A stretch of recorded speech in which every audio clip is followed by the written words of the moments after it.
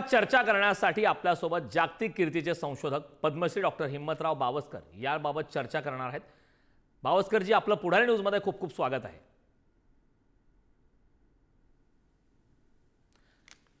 तर माझा पहिला प्रश्न की खरं तर आपण ज्या प्रकारच्या घडामोडी बुलढाण्यामध्ये पाहतोय की खरं तर केस गळती होणं, डोक्यात खाज येणं, कोंढा येणं, टक्कल पडणं हे अगदी नॉर्मल आहे।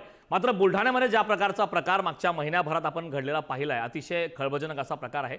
या केस गळतीची नेमकं कारण काय आहेत या संदर्भात देखील माहिती घेणार। मात्र तुम्ही त्या भागाचा दौरा केलात, तुमची त्या भागातली निरीक्षणं नेमकी काय? मी 17 तारखेला त्या भागा 15 खेडे अफेक्ट झालेले बुलढाणा जिल्ह्यातले, नांदुरा आणि बाळापूर मधले। आणि या खेड्यामध्ये कमीत कमी 250 ते 300 लोकांचे एकदम टक्कल पडले। त्या ह्या रुग्णांना एक दिवस ताप येतो, नंतर खाज सुटते, डोक्यामध्ये मुंग्या येतात आणि केस उपटायला लागले की पेनलेस, त्यांना उपटताना अगदी दुखत नाही आणि 2 ते 3 दिवसात कम्प्लीट टक्कल पडते।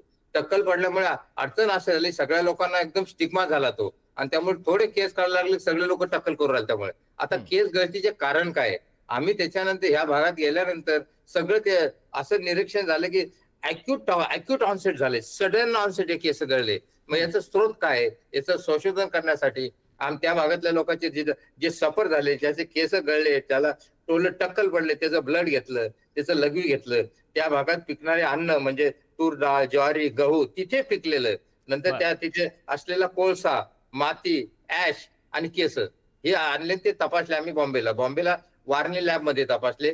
ब्लड हे अजिलस लॅब बॉम्बेला आणि वारणी लॅब ठाण्याला तपासलं। याच्यात असं निष्कर्ष निघालं की यांच्या ब्लड मध्ये आणि युरिन मध्ये selenium is 10 times higher than normal, म्हणजे नॉर्मल पेक्षा खूपच जास्त झालंय। नंतर झिंकचं लेवल कमी झालंय। आता झिंक कमी असल्याने झिंक शरीरात असल्यामुळे हेअरची ग्रोथ चांगली होते, झिंक कमी असल्यास सुद्धा टक्कल पडते। व सेलेनियम मध्ये सुद्धा इम्युनिटी कमी होते हेअर मधली, आणि ते हेअर मध्ये टक्कल पडतात। आता दुसरा प्रश्न आहे की हे सेलेनियम झिंक आलं कुठून, याच्यामध्ये झिंक का कमी होत आहे? आता ही जे लँड आहे, ही सॉइल जे आहे ही अल्कलाईन आहे, लाईम सॉइल म्हणतात याला, म्हणतात खारपान पट्टा। इथेच आम्ही 2010 मध्ये किडनी फेल्युअरच्या केसेस केल्या आणि त्यात कॅडमियम निघालं होतं। पण आता ह्या वेळेस टक्कल पडण्याचं कारण झालं सेलेनियम आणि झिंक कमी असणं, त्याच्यामध्ये थॅलियम नाही, आर्सेनिक सुद्धा सापडलेलं नाही। त्याचा अर्थ असा आहे की सेलियम जो धातू आहे या अल्कलाईन सॉइल मध्ये, नॉर्मली हा थोडा प्रमाण तरी सॉइल मध्ये सेलियम असतो, आमच्या याच्यामध्ये सेलिनियम निघालं बघा सॉइल मध्ये 1.115 ppm आहे। आता हे सेलियम अल्कलाईन सॉइल आणि ह्या सॉइल मध्ये डीएपी नावाचं खत टाकतात। डीएपी असो अल्कलाईन, आणि हे पीएच या जमिनीचं पीएच 8च्या वर आहे। आता हे पीएच अजून डीएपी टाकल्याने पीएच वाचल्यामुळे अल्कलाईन मीडियामध्ये सेलेनियम पाण्यामध्ये डिझॉल्व्ह होतं, जमिनीत असलेलं सेलियम पाण्यामध्ये डिझॉल्व्ह होतं आणि ते नंतर प्लांट म्हणजे धान्यात जातं। नंबर 2, आणि झिंक का कमी? आता याच्यामध्ये जो कोळसा आहे, इथे थर्मल प्लांट आहे, मोठा थर्मल प्लांट आहे, इथे कोळसा आहे तो ऍश आहे, आणि या कोळसा आणि ऍश आणि मातीमध्ये फॉस्फरस जास्त निघालं। आता हे फॉस्फरस मातीमध्ये जास्त असल्यामुळे फॉस्फरस मातीमध्ये जमा झालंय की मातीमध्ये जमिनीत नॅचरल असलेलं झिंक प्लांट ऍब्सॉर्ब करू शकत नाही। Phosphorus inhibit the absorption of zinc by the plant, त्यामुळे धान्यामध्ये झिंकचं प्रमाण कमी होतं। तसं आता मेन स्रोत हे अॅक्यूट ऑनसेट का झालंय? मुद्दा असा आहे की आयसीएमआर आताच रिलीज केलंय की यांच्या रेशनच्या दुकानामध्ये सेलेनियम जास्त आहे, रेशनच्या गव्हामध्ये, त्यामुळे आम्ही तिथलं तूर म्हणजे लोकल पिकलेले केले, तर त्याच्यामध्ये इथलं बॉर्डर लाईन वाढलेले, जास्त वाढलेलं नाही। पण अन्न पदार्थामध्ये दुसऱ्यांदा सेलियम थोडं कमी आहे, त्या झिंक कमी आहे, त्यामुळे झिंक आणि सेलियम हे दोन्ही एकमेकाचे पूरक असल्यामुळे केस गळती होत आहे। आता अगदी बावस्करजी, यामध्ये एक महत्त्वाचा मुद्दा की खरं तर इतका खळबळजनक असा प्रकार बुलढाण्यात घडत होता, मागच्या महिन्याभरापासून हा प्रकार सुरू आहे। राज्य सरकार आणि केंद्र सरकारचं या समस्येकडे दुर्लक्ष होतंय असं तुम्हाला वाटतंय का? नाही, दुर्लक्ष होत नाही, सगळी टीम येत आहे रिपीट, पण हे काय, it is a very tedious job, it's a very tedious job. आता हे सगळं रक्तामध्ये सापडलं, still we are in a dilemma. हे सेलियम आलं कुठून? जमिनीमध्ये जास्त नाही, कोळशामध्ये फॉस्फरस आहे, कोळशामध्ये सुद्धा सेलेनियम कमी आहे, परंतु त्यांनी जे सांगितलं आता की गव्हामध्ये, तर गव्हामध्ये कुठून आलं, म्हणजे स्टोअर कुठे झाले गवी, ते कॅरीड कसे झाले, याच्यामध्ये काही कंटॅमिनेट होतं का? That is one of the reason why जसे, कारण ॲक्यूट ऑनसेट झालंय. हा कधी क्रॉनिक एंडेमिक डिसीज नाही हो या भागातला. एकदम केस गळायला लागले, 7 ते 10 तासात एक 100-150 केस तयार झाले. अगदी. म्हणजे काहीतरी सडन अन्नामध्ये म्हणा का पाण्यामध्ये म्हणा, सेलियमचं हेवी डोस कंटॅमिनेट झालेला आहे. नक्कीच. मुळामध्ये बुलढाण्यातील या समस्येचं निराकरण कसं करता येईल, त्यावरती नेमक्या उपाययोजना काय असतील? नंबर 1 उपाययोजना असं की याच्या बाथरूम आंघोळीचं जे पाणी आहे, ते आंघोळीच्या पाण्यामध्ये सुद्धा सेलियम आणि नायट्रेट वगैरे फॉस्फरस आहे. नंबर 1 इथल्या बोरवेल आणि ओपन वेलचं पाणी यांनी वापरू नये. नंबर 2 शेतकऱ्याने फॉस्फेट खत कमी टाकलं पाहिजे, DAP कमी टाकलं पाहिजे, आणि गव्हर्नमेंटने जिप्सम या जमिनीत वापरलं तर ऍसिडिटी होईल आणि झिंकचं प्रमाण कमी असल्यास वाढेल व सेलिनियम प्लांट मध्ये जाणार नाही. तसंच आता जे सोर्स, आता दुसरा सोर्स म्हणजे what hypothetically we want to do, की वेदर सेलियम तर रेशनच्या दुकानातून आलं, रेशनच्या स्टोरेज कसं झालं, कंटॅमिनेटेड कुठून झालं, हा आता याच्या मागे लागणं गव्हर्नमेंटची ड्युटी. नक्कीच. खरं तर या संदर्भात रेशनच्या धान्यासंदर्भात सुद्धा संबंध जोडला जात होता. मात्र राज्य आणि केंद्राच्या आरोग्य विभागाकडून समस्येचं मूळ कारण शोधण्यासाठी इतका वेळ का लागतोय? आता हे इतका वेळ आला म्हणजे या हेवी मेटल काढण्यासाठी अनालिसिस करायला खूप टाइम लागतो हो.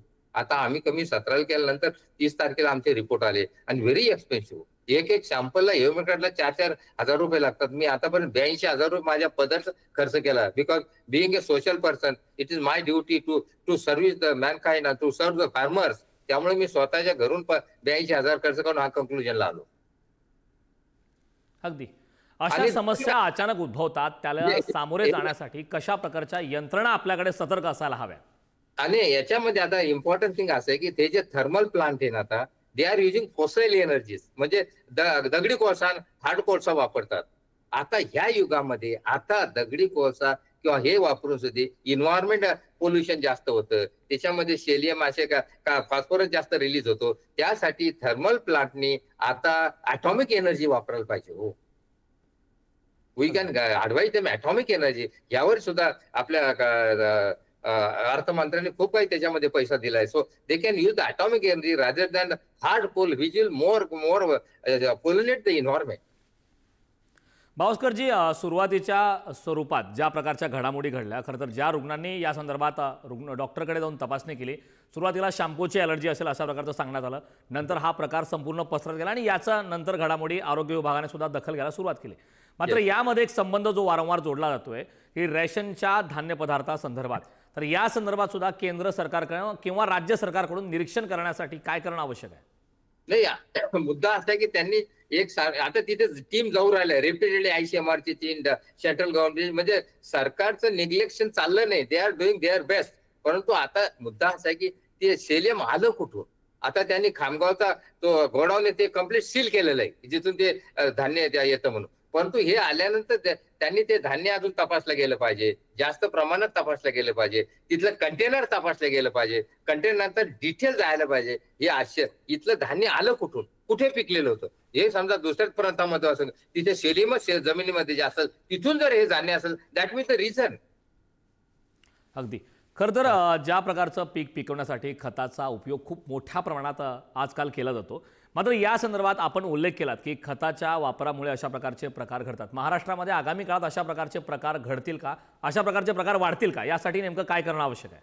हे बघा, साधी गोष्ट आहे. हा खारपण जो पट्टा आहे ना, 2010 मध्ये इथे किडनी फेल्युअरच्या खूप केसेस यायचा, आणि त्याच्यामध्ये कॅडमियम काढलं मी शोधून, आणि त्याच्यामध्ये लीड काढलं, आणि हे cadmium lead is a pesticide and phosphate manure. Phosphate manure खूप वापरल्या जातं, आणि हे कॅडमियम केल्यानंतर ते पाण्यामध्ये ह्या भागाला सगळे सरफेस वॉटर नारी तलावातून देण्यात येत आहे. हे फॉस्फेट खत आणि कॅडमियम कंटेंट कमी करण्यात आलंय. त्यामुळे सरकारने नियंत्रण करायला पाहिजे. The farmer should get A control pesticide and control मॅन्युअर्स. नाही तर कोणी आलं पैसे घ्यायचे, मला 2 पोते दे, 4 पोते दे, हे असं होता कामा नये. The agriculture industry, agriculture department ह्यावे हाय लुक इन द मॅटर, की तुम्ही किती वापरलं गेलं, इथलं का वापरलं गेलं. That is advisor to the farmers is lacking. नक्कीच.